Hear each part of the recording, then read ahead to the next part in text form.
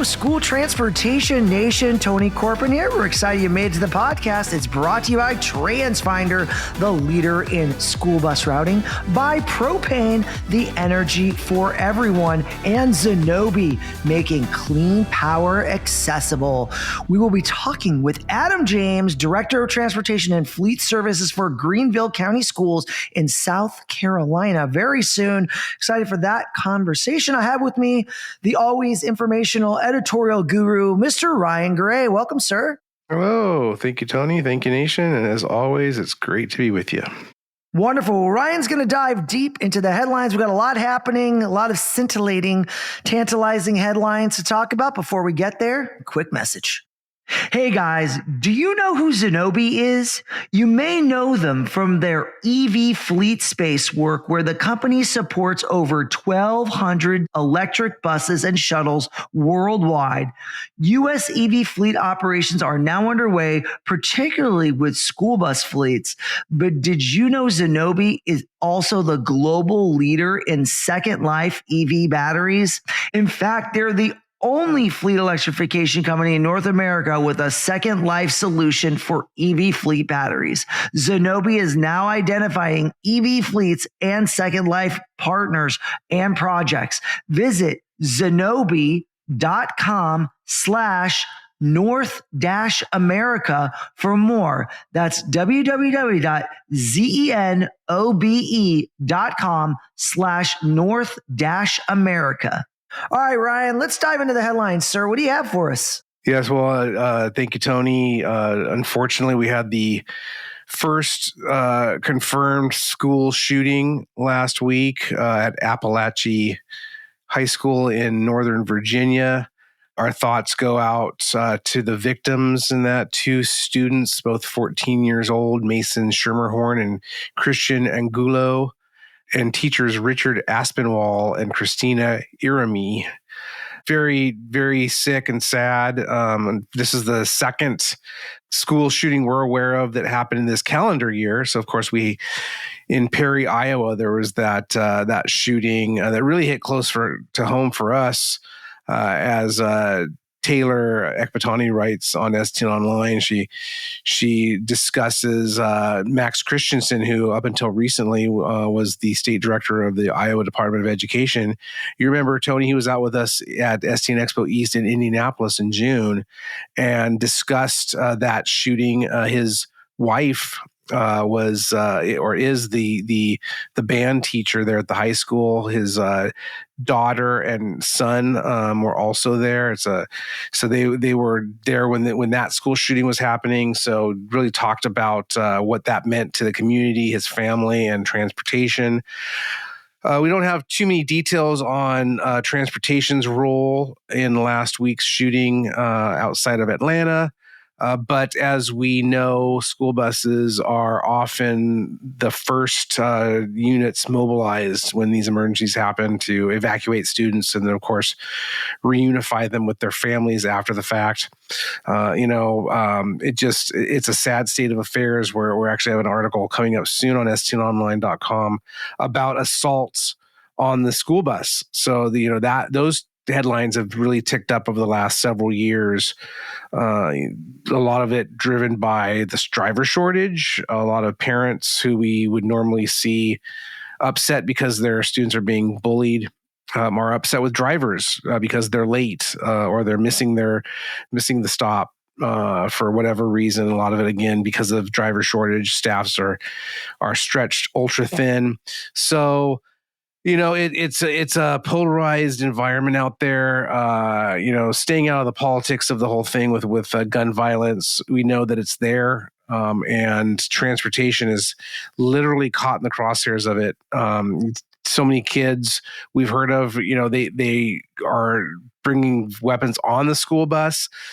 Not often to do a school shooting, but you don't know. You don't know until a lot of the information comes out. And in this case, a rarity, similar to the Lakeland shooting in Florida several years ago, the shooter is alive and in custody. So law enforcement took the shooter himself, believed to be a 13-year-old student at the high school, gave up without any altercation with police. So he is in custody, evidently going to be tried as an adult. So a lot of lessons to be learned there for sure. But our hearts go out to that community. Any such death like this is senseless and tragic. And we just hope that the family can heal, the community can heal, and we'll bring you more information about what this means to transportation and how that operation responded to this incident. Ryan, this comes back to what we were talking about last week. Again, violence, assault, weapons. Obviously, this didn't happen on a school bus, but once again, it rears its head, guys. School's in session, and you get this negative situations that come up. And I know our own Taylor Ekpatani talked a little bit about the session at STN Expo East that you referenced with Max Christensen. And as he recalled what he was feeling, the impact, everything that went through his head, you go through a lot of emotions when loved ones are involved, your children, your wife, all these different stakeholders, and how a shooting like this really impacts a community and really what it means to a school. And I mean, we've seen this over the years, right? The Sandy Hooks, the Combines, these kind of mass shooter events, mass casualty events, obviously Uvalde. There are so many of these that we can highlight. And it's just scary, Ryan. It's so scary to see this. And as transportation, you can only do so much, right? But you have to remain vigilant. You have to keep an eye on the students. I know it's still early in the school year, so maybe the drivers haven't had as much time to watch the students or look for behavior. But I think this is a cautionary tale of preparing your drivers for the reality of this being able to happen. Now, granted, it is a very low percentage chance of this happening, but it can happen. And the repercussions within a community, to a transportation department, to a school, to the driver, to the kids, it's insane what they could feel and how it really impacts everyone and the halo effect it has. So really our hearts go out to them in this situation. And, guys, just a cautionary reminder to stay vigilant, up on your training. School bus drivers are those first people that see the kids coming and the last person to see them going usually. And, greet them with a smile and send them home with a wave. And hopefully we have happy kids and we get better outcomes in our schools and better outcomes for our children. Absolutely. And it goes to remind again that this can happen anywhere. These things don't just happen in large urban and suburban areas. This can happen in rural Georgia. It can happen, in lots of places. And sometimes it seems like in some of these smaller communities, it happens more frequently. It certainly seems like that. I don't know if that's the case or not, but again, it's a reminder to stay vigilant out there. Harken back to your training. If there isn't training, please get some, create some, work with your law enforcement, work with your first responders, make sure that they understand school transportation and school buses and the role that school buses play. Very vital. And just another reminder too, that, school buses are an extension of the classroom, and they show their importance in cases like this to get kids out of harm's way. Yeah, guys, also want to remind you, September issue is out, our technology issue. It's out on the STN website. There's some great articles in there talking about technology super users. Last week, we had Ron Johnson, who's featured on the cover of the magazine, talking about how technology helped in an emergency situation. So again, these are very interesting topics that tie back to things that can affect you at that level. Who are your partners? How are you leveraging the tech you use? Definitely something to keep top of mind, right, Ryan? Absolutely. So looking at the other wire reports out on the STN Online website, Ryan, I see other stories like teen struck and killed by Kentucky school bus. So again, driver safety, training, watching out for kids. Definitely, we hear more of these situations. I wrote my article as well in this most recent issue about this topic. It's just illegal passing, loading and unloading zone fatalities. the numbers, it just keeps happening, Ryan. I mean, what can we do? What can the industry do better? Yeah, well, I think in this case that you mentioned in Kentucky that happened on September 3rd, it was a student who was killed by the school bus. And I've mentioned this a number of times, and I've written about it, that so much of the focus goes to illegal passing. And it is absolutely a problem. You look at the numbers from these surveys, NASDIP's survey that recently came out, where the one-day survey of bus stops at participating states, and those are only about 35 states that participated in this past year. When you have 90 million or whatever illegal passings, whatever they came up with, extrapolating over 180-day school year across the nation, certainly that's a problem. But I feel, and I know that safety experts agree with me because they've told me that not enough emphasis is put on the driver training to ensure that students aren't hit by the school bus, whether they be school bus riders at the stop getting on or off the bus and then they're hit, or be pedestrians. These instances happen far too often, and they're underreported.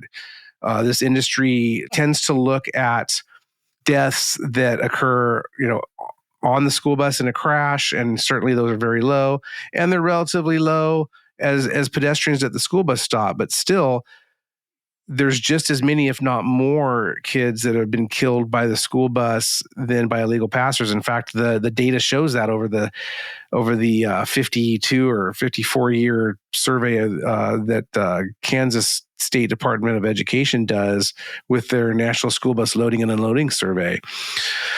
There's I think 58 or 60% of the fatalities over that span have been at the hands of the school bus. And certainly it's gotten better. Driver training has gotten better, but there can never be enough training. You need to be vigilant again with this as well and continue that training, continue with FMVSS 111 refreshers. Those are the mirrors, making sure that they are adjusted properly, that they are installed properly, that, we're seeing a lot more now in terms of technology with cameras, rear backing cameras, cameras replacing the traditional side mirrors, the traditional convex mirrors.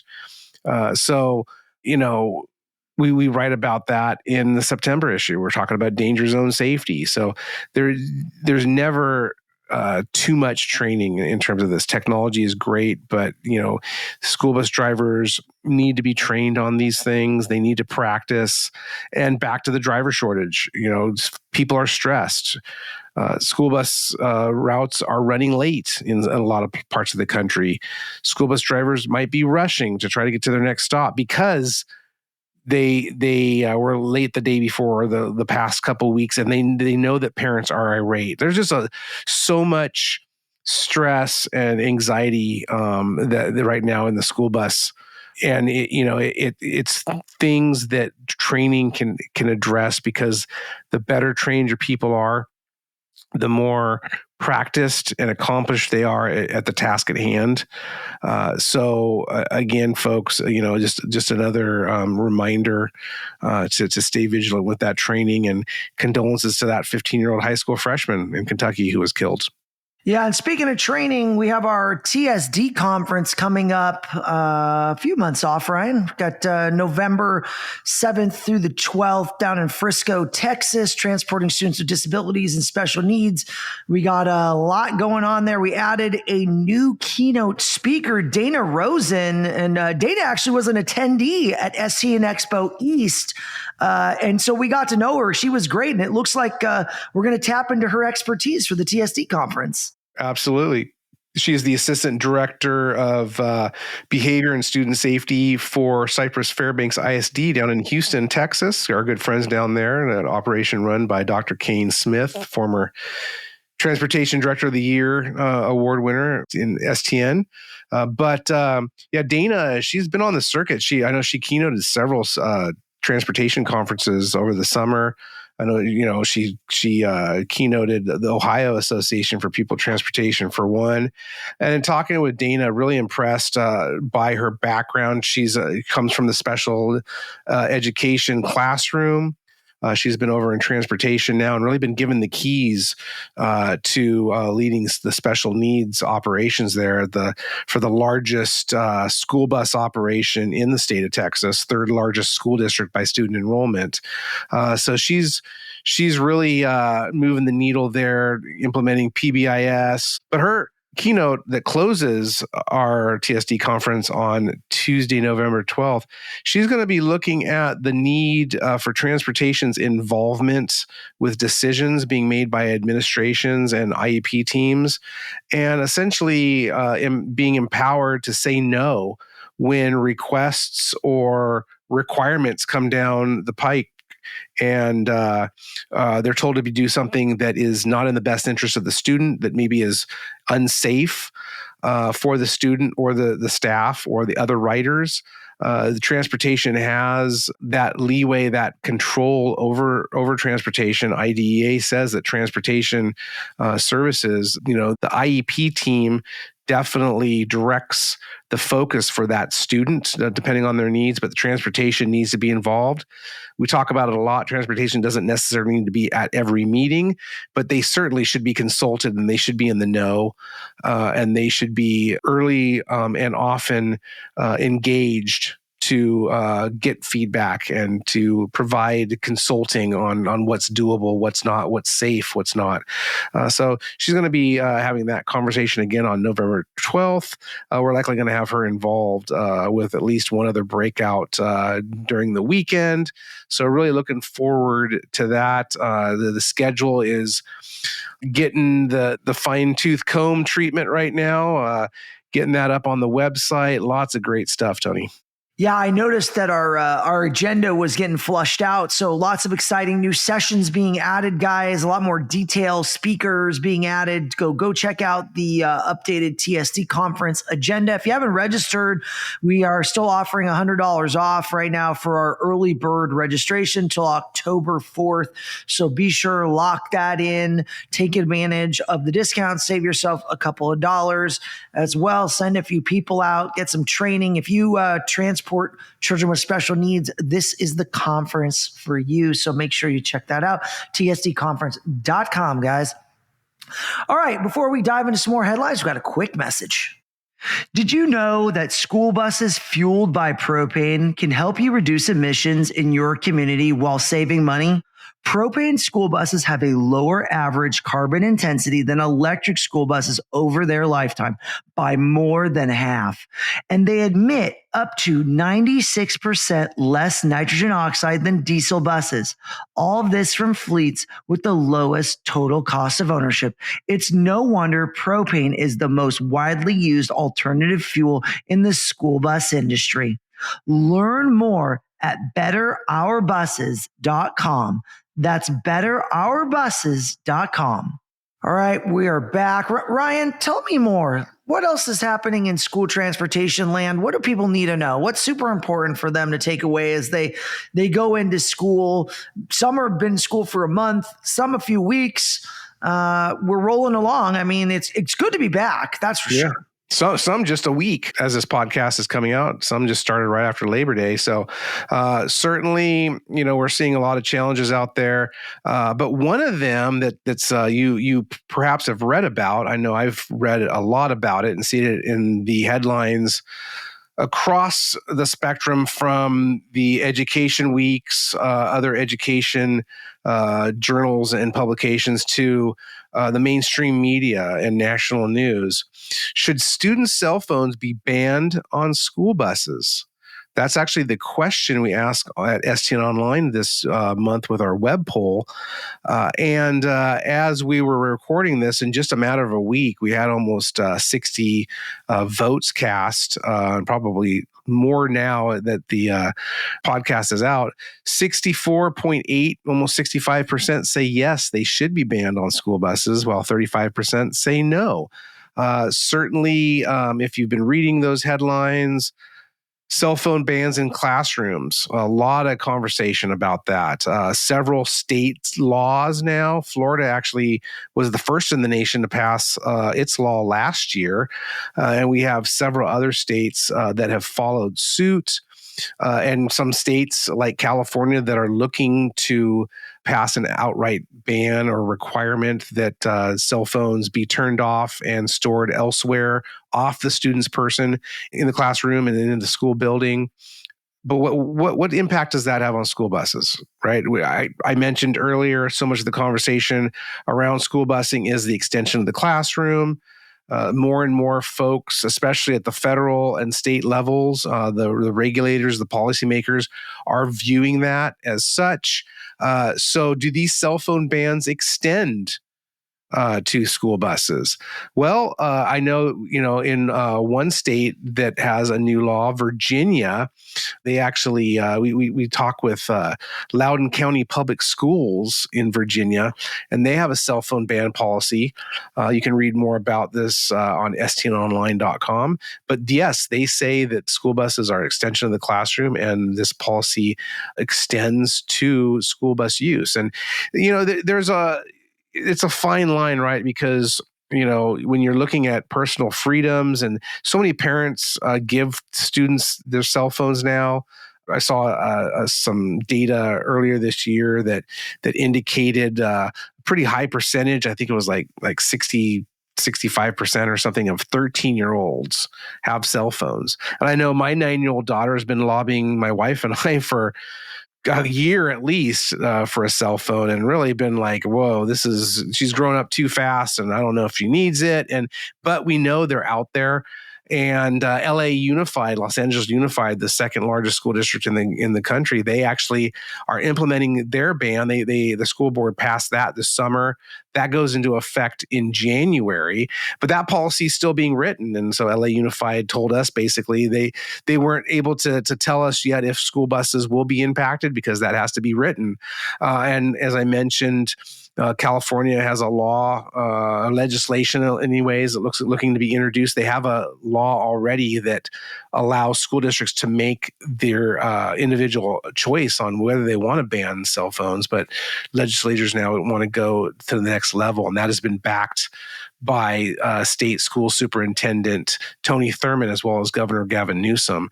So we're looking to see California potentially join the likes of Florida and several other states, Ohio, Indiana. Those are two more states that have these laws on the books.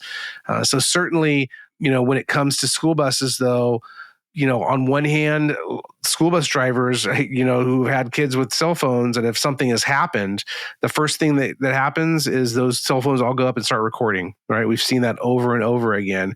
But also, too, what happens if the school bus driver becomes incapacitated? And we've seen students use their cell phones to call 911. So there's a lot of nuance to this issue. It'll be really interesting to follow this going forward, but the early indications from our readers, anyways, at stnonline.com, is about 2/3 of them support cell phone bans on school buses. Yeah, we definitely have a lot of radio technology out there. I mean, we've seen guys like JVC Kenwood.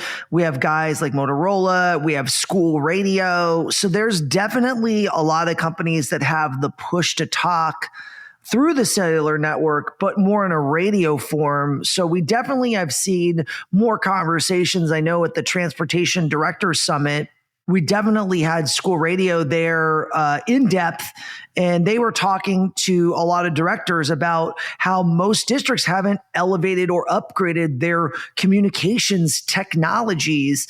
I know a few years back there was narrow banding, and that kind of forced people out of their radios into a different radio. So those are kind of anomalous things through the FCC. But here we are, another regulatory ban that may push people into radio technology. And from the demonstration I saw from our friends at School Radio, they've got great tech that can really help with communications.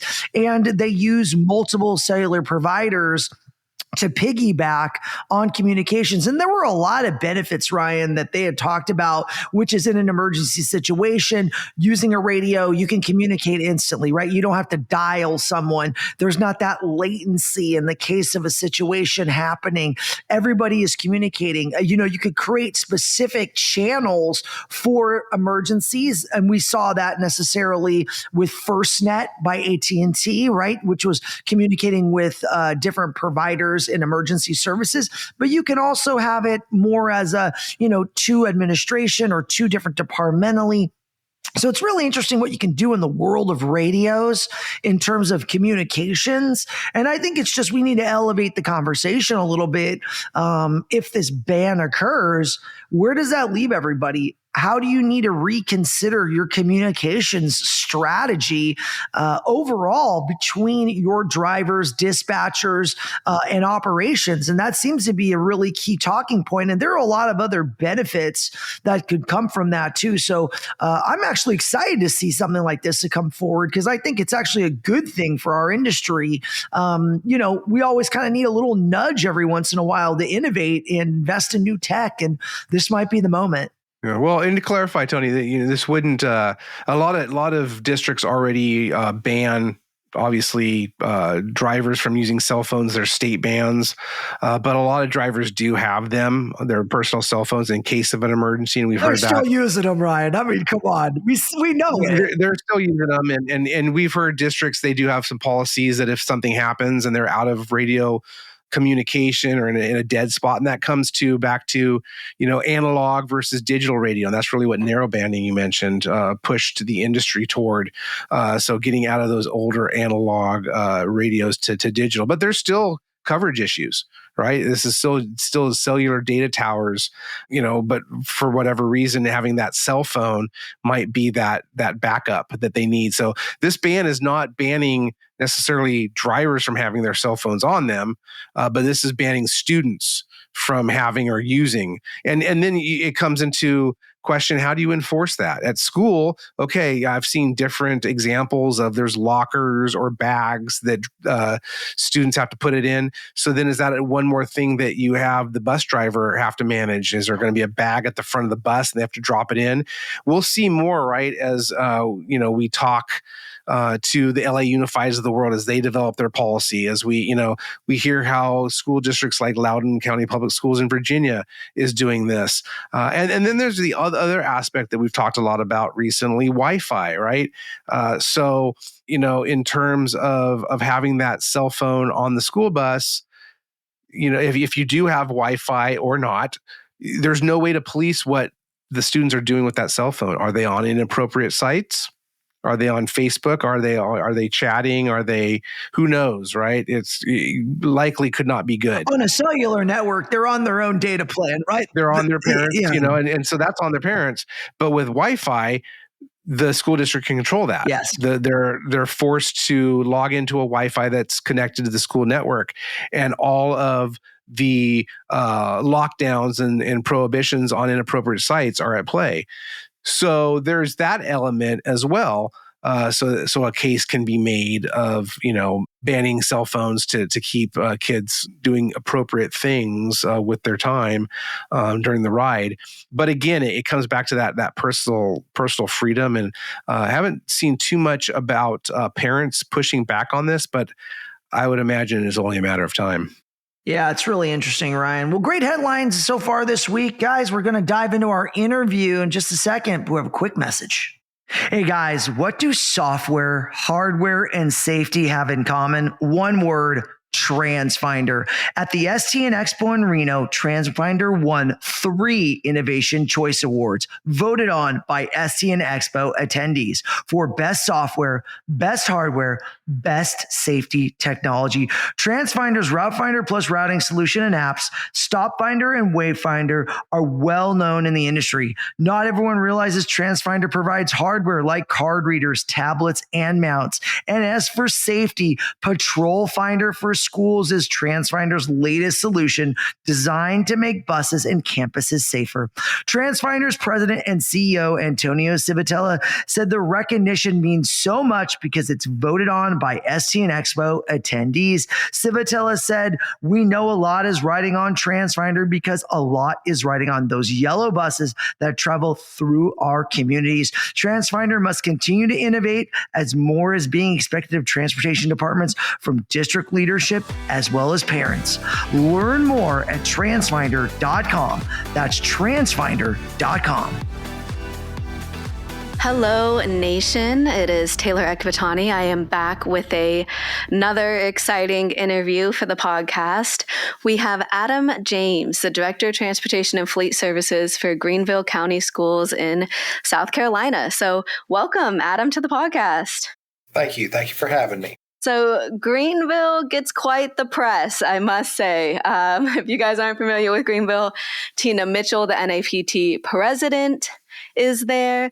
It has also been in our magazine for the past couple of years, recognizing some Garage Stars. So this year we recognize Andrew Little, and in 2022 we recognize Cole Moody. So really exciting stuff you guys are doing. Well, thank you. Yeah, we've got some superstars on the team, and we love to recognize them. And I wanted to touch base, before we jump into, the garage and your guys' operations, but kind of touch base on the first day of school. How did everything go? I think you said you started about a month ago. Yeah, we started on August 8th, a very smooth start, actually. It certainly was the smoothest start that we've had, and this is my 8th school start this year. Our superintendent felt like it was a very good start. Even the principal's meeting yesterday, which I have to attend, he remarked that nothing unexpected was unplanned for. So basically everything that obviously things are going to go wrong, but everything that happened was something that was unexpected. So anything that would have been expected, we had covered, and it didn't come up. Okay. So we were praying for that. So it's a good start. Yeah. What were some of those unexpected, if you don't mind sharing? Well, when it comes to transportation, what is expected is that a lot of parents are going to take their kids to school on the first day. It's going to create a traffic jam, which means buses are going to be late. So we expect that, and we try to overcome that with some proactive communication with the parents, and we maintain a late bus ticker. But just little things that might go wrong. Like I think we had a school that lost power 2 years ago. We had a tornado on the beginning of school and the last day of school. Oh, look at that. So we book into the school year with tornadoes. So just things like that. Oh my gosh. Well, in your 8 years, so were there lessons learned throughout those 8 years that helped this start be so smooth? Yeah, I think so. I mean, one of the things that I do is obviously, we have 180 school days. Our mission on day one is the same as our mission on day 180. So I try to downplay the hype of day one. Certainly day one is important, but I have found that one of the things that happens, especially with a newer driver, is when so many people talk about day one and how hectic it is and things like that, it frightens newer drivers. So I try to downplay day one, actually, because our job is the same. It's to get kids to school safely and efficiently every single day. So just downplay day one. And, I start the day at a bus center. Tina, you mentioned Tina earlier. Tina's on, kind of the small staff, if you will, the one that what I call the decision-making staff. Tina goes out to a bus center. We have 4 bus centers. So her, the routing coordinator, and the coordinator of personnel, and me, we rotate which days we go to what bus center, and we start the day there with the drivers. And that really consists of just being on the lot with them, thanking them for what they do, wishing them well, wishing them success, and just being a smiling face in the morning to say, hey, we appreciate you being here. Yeah, I love that. And I like that idea of downplaying day one, right? Because it gets so much hype the first day of school, and looking at it from that perspective where it's like day one is the same as, day 10, 50, right. 180, whatever. I think that does maybe alleviate some of that stress. Yeah, when I first started, they called it D-Day. And I was like, well, first off, this is not D-Day, especially with the background in the military. I was like, Right. this is certainly not D-Day. And then, I let it go on for a week or so. And then I spoke with the routing coordinator at the time. I said, what's our mission on day one? To get kids to school safely and efficiently. I said, well, what's our mission on day 180? Mm-hmm. Same thing. I said, so why all the hype? And just kind of left that food for thought. And I literally think I walked out of his office right after I said that to let him think about, why do we make the big hype? Mm-hmm. We're well prepared. We prepare well, so why the panic? Yeah. So speaking of your military background, if you can provide the listeners with a little bit about you, how you got started in the industry. I enlisted in the Marines almost out of high school. I went to a year of college and found that I was woefully unprepared for the college life. I did not fail out of the first year of college, but I was motivated enough to know that I might not be successful if I stuck at it. So I joined the Marine Corps with the notion that I was going to enlist for one enlistment, and I would get out and I would be a highway patrolman in the state of South Carolina. But then I ended up loving the Marine Corps and stayed for 22 years. Wow. I was an aircraft mechanic, worked on everything the Marine Corps had, got a lot of experience, and then I became a maintenance chief where I was in charge of all the maintenance on 13 helicopters for a light attack helicopter squadron. And I was in charge of all the maintenance and all the mechanics. So I had about 250 mechanics and a lot of maintenance on those 13 helicopters because they were older. So they required a lot more maintenance hours than some of the newer aircraft. Mm-hmm. So then how did that kind of progress into, transportation at a school district? Well, I think, when I interviewed for this job, they didn't need someone that knew how to drive a bus. That skill could be learned. I actually did have a bus driving license in the military. What they wanted was a leader for a department. I counted some form of the word lead in the job description 16 times. And I talked about that during the job interview. And I said, I said, correct me if I'm wrong, but I don't think you're looking for someone to manage a bus driver. You're looking for someone to lead a department. And just with the experience in logistics, just accumulated over 22 years in the Marines with logistics and maintenance management, they thought I was the right fit. Mm-hmm. It's been a good job. No complaints. I enjoy it. Well, good. And now, so you're director of transportation and fleet services, so you still have that maintenance background. When did they kind of combine the roles? So when I first started, the bus maintenance and the vehicle maintenance and the lawn equipment maintenance was all conducted in the maintenance department. And I can't remember if it was 2018 or 2019. I want to say it was the beginning of the 1920 school year that they brought bus maintenance under me, simply because I was constantly dealing with the bus foreman that worked in the shop, coordinating the district buses. And, it just seemed to be a natural fit to bring buses under me. And then at the beginning of the 22-23 school year, they did a little bit of restructuring when they hired an executive director for facilities. They brought him on, and about after a year, they restructured the maintenance and facilities department, kind of combined them a little bit, and then that left vehicle maintenance kind of out there, kind of separate from building maintenance. And with my maintenance management background, they put vehicle maintenance under me at that time. Okay. And then in addition to, the August magazine issue where we feature Garage Stars, we kind of talked separately because you've had 2 Garage Stars come out, of your district. And I just want to say, we get over 100 nominations, right? And we go through it with our a technical editor. He has a criteria. He looks at everything and picks people. So there's no correlation that it would be, Greenville twice or whatever. There's a 10-point criteria that we go through to pick these Garage Stars. And now speaking with you more, one of the things that we talked about for the special report was a selective hiring process.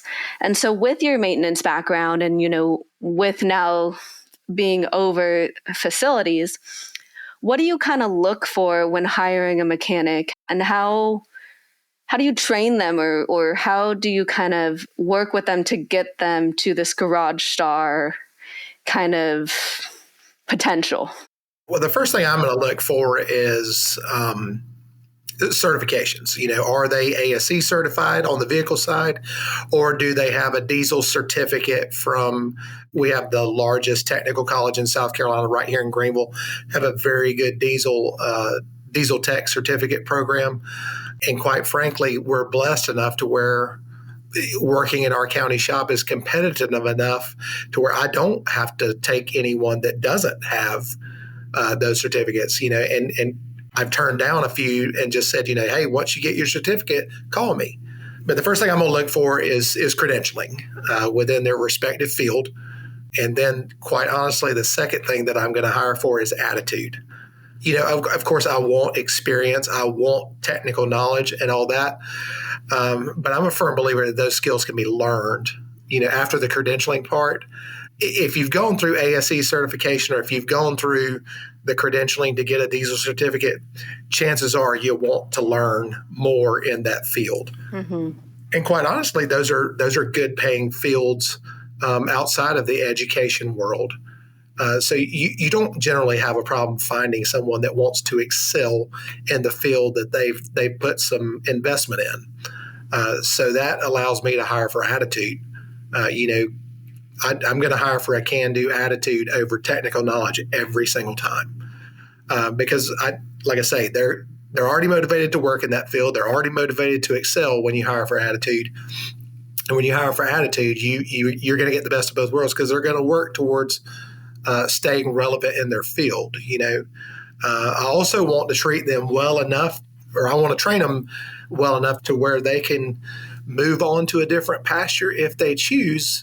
But I want to treat them well enough to where they want to stay here. With the schools, I think a lot of school employees are recruited because they want to be on a similar schedule to their child.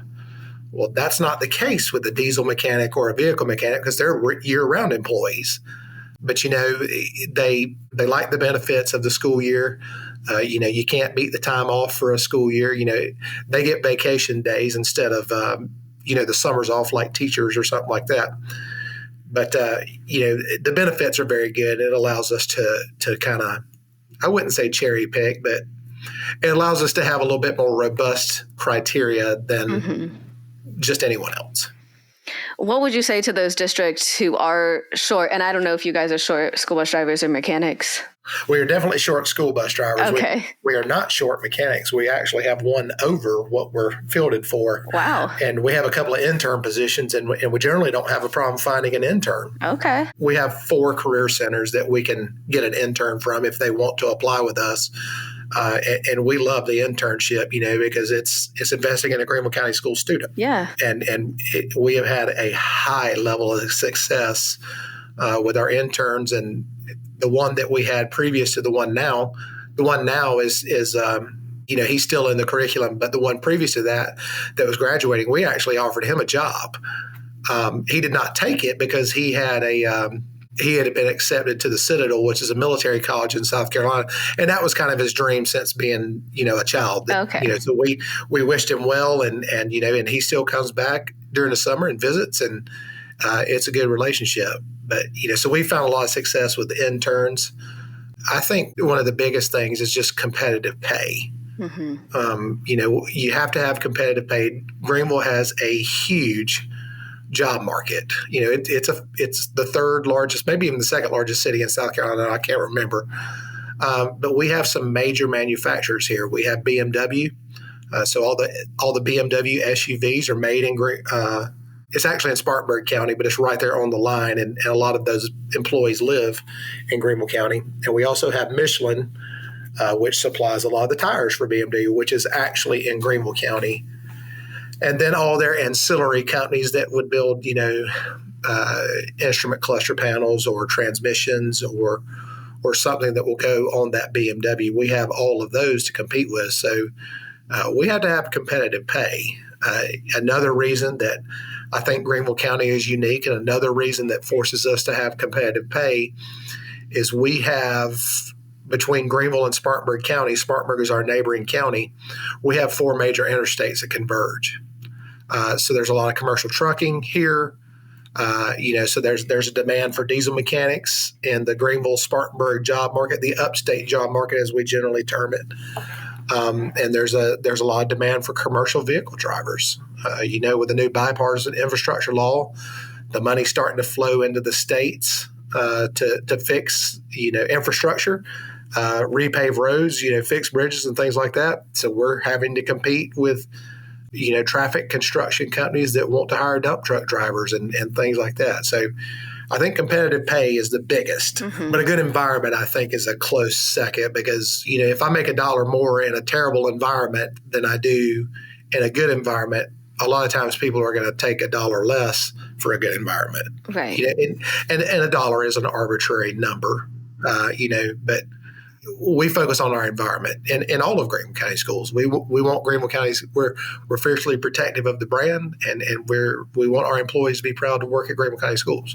Expanding on that, looking at the garage specifically, they are often, unrecognized, kind of behind the scenes people. So in terms of treating people and recognizing their accomplishments, what do you guys do to ensure that they get the recognition that they deserve? Well, we certainly do Garage Stars. We use outlets like this. We have a local federal credit union that is partnered with Greenville County Schools. They have an employee recognition program. We've written several transportation employees up for that. And I think they do it every semester. And the last 4 semesters, transportation has had a winner. Not only, we always have a nominee, but the last 4 semesters, we've had a winner. Wow, okay. In transportation. So supremely, very, very proud of that. The Operations Employee of the Year last year for Greenville County Schools was a bus driver.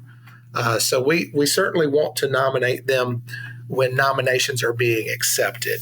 I think, if we don't nominate them, we know what the chances of winning are. They're 0 right. if we don't nominate. So we want to make sure that we take advantage of the opportunities we have. Being a public entity, it's very hard to compensate them financially other than the competitive pay process, which we do. We provide a good environment. We try to provide them with good tools. We try to provide them with reliable service vehicles. Sometimes that is easier said than done because vehicles are expensive. But we have a process. We have to inspect 150 buses every year. Greenville County Schools runs 400 state-owned buses, but we have 150 district-owned buses that we maintain. We do not have to maintain the 400 state-owned buses. We just drive them. But the 150 that we do maintain, we have to do annual inspections on those. So, we have some leeway if they get into a job that we can't afford to tie up a bay for a month doing a major engine overhaul or a major transmission overhaul. We have the ability to contract that out or send it to a local vendor to do that. But our guys can do it too.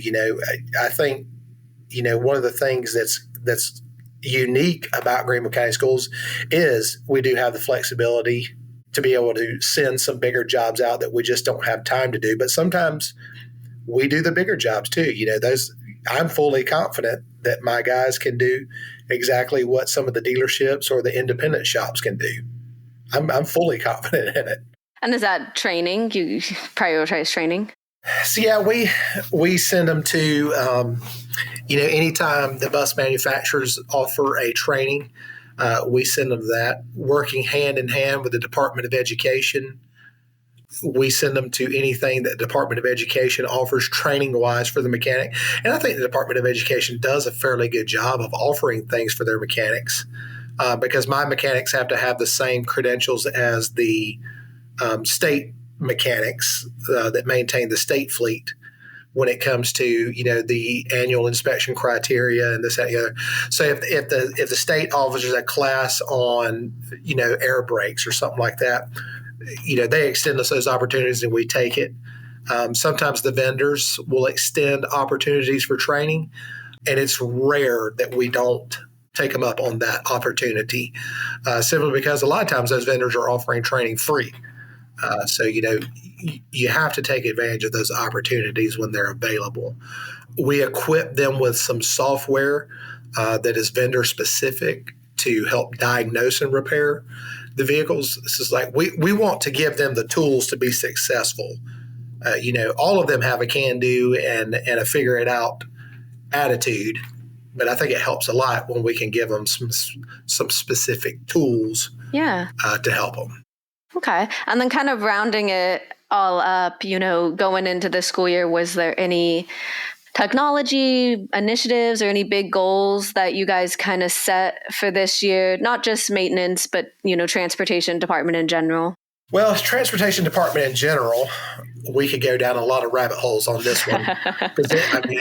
When you combine the vehicle side, the bus side, the mechanics, and then all the drivers on it, it's almost 700 employees. Wow. So you could go down a lot of rabbit holes.